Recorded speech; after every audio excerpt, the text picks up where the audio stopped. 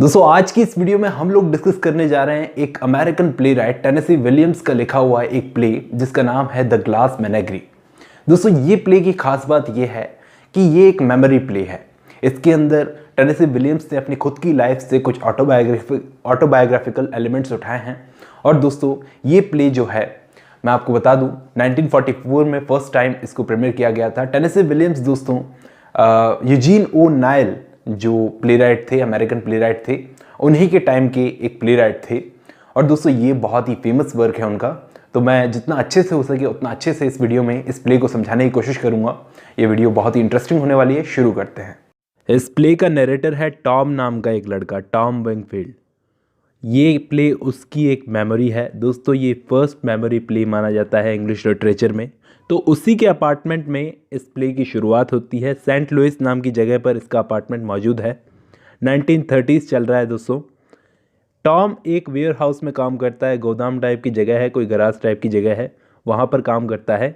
इसकी माँ का नाम है अमेंडा और इसकी एक सिस्टर भी है लॉरा। तो लॉरा और टॉम के फादर ने इस फैमिली को छोड़ दिया है कुछ सालों पहले।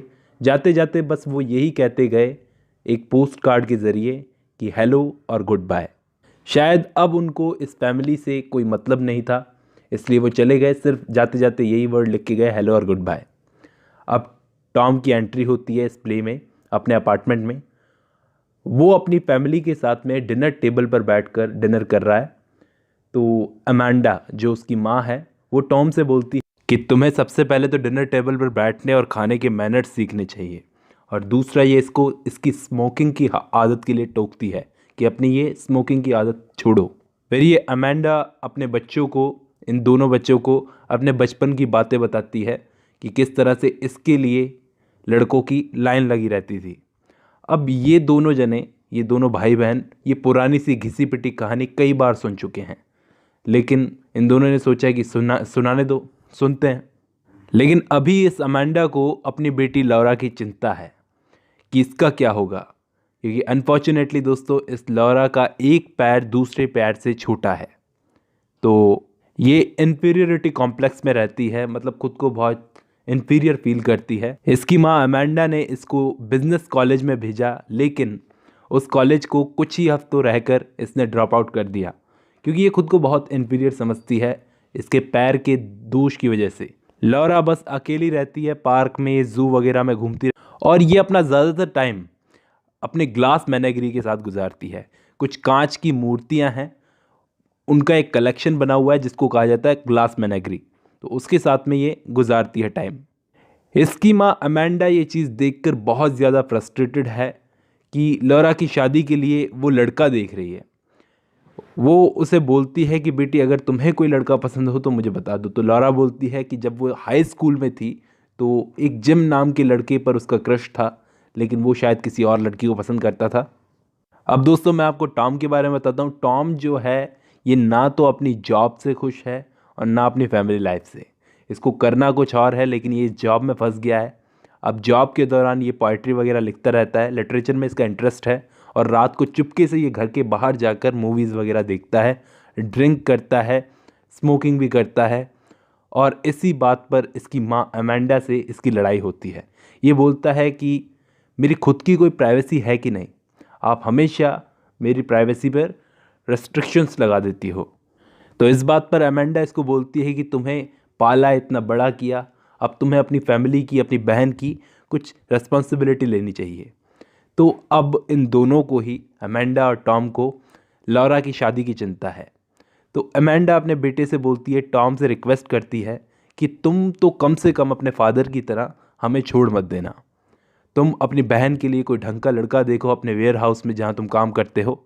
अब ये बात जब अमेंडा ने टॉम से की तो इस बात को करने के बाद कुछ महीने गुजरे इस बात को, तो टॉम अपने साथ काम करने वाले एक लड़के जिम को घर लाया।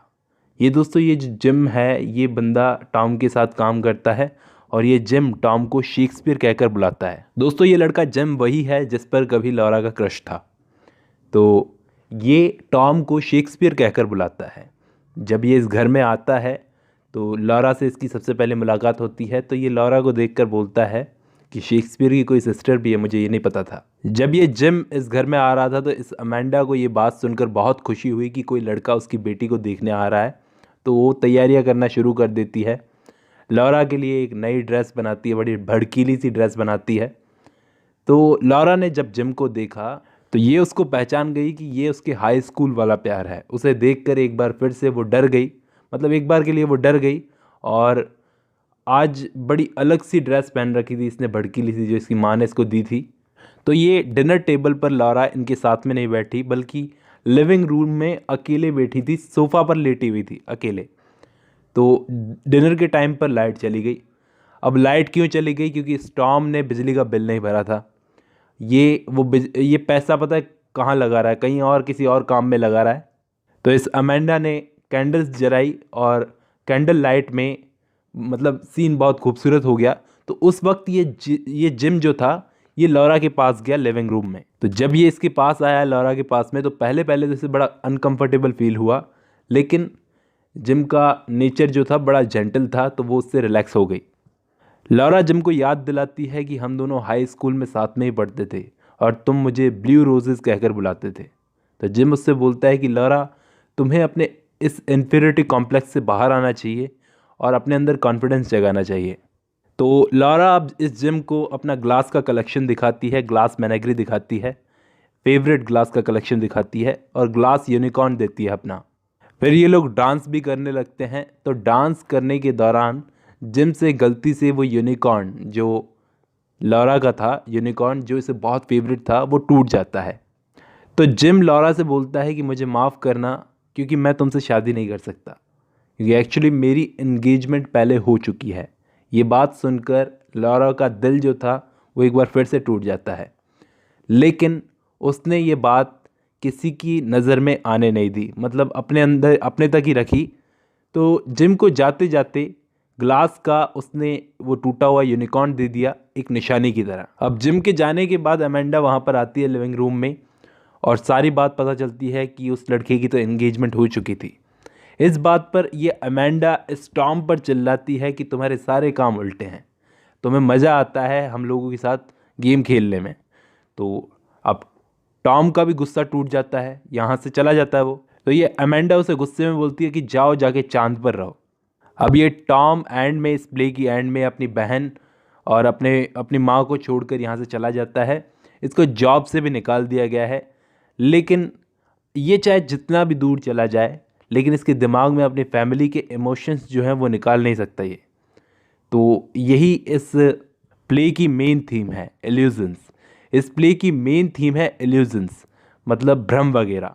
इंसान जो भ्रम पाल लेता है, इम्पॉसिबल ड्रीम्स, जो जिससे वो रियलिटी से बचने की कोशिश करता है।